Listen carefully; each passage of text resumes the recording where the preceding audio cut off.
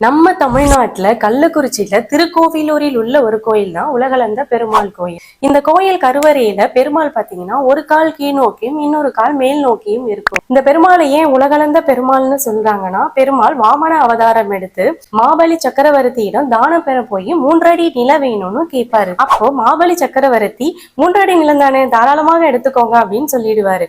அப்போ பெருமாள் வானளவுக்கு உயர்ந்து ஒரு காலால மண்ணுலகத்தையும் இன்னொரு காலால விண்ணுலகத்தையும் தொட்டு 3வது காலை நான் எங்க வைக்க அப்படின்னு கேட்கும்போது இதையெல்லாம் கண்டு வியந்த மாபலி சக்கரவர்த்தி மண்டியிட்டு தன்னுடைய தலையில வைங்கன்னு சொல்லுவாரு. இதன் மூலியமா பெருமாள் மாபலி சக்கரவர்த்தியோட புகழ உலகறிய செய்தது மட்டும் அல்லாம 3 அடியால உலகத்தையும் வளர்ந்ததுனால பெருமாளை அடியலந்தான் எனவும் சொல்றாங்க.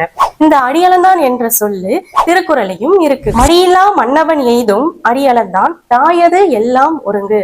அதாவது யார் ஒருத்தவங்க சோம்பேறித்தனமா இல்லாம தன்னுடைய வேலையில கண்ணும் கருத்துமா இருக்காங்களோ 3 அடியால உலகத்தையும் வளர்ந்த பெருமாள் போல உலகத்தையும் அடைய நினைச்சாலும் அடைய முடியும்னு வள்ளுவர் சொல்றார்.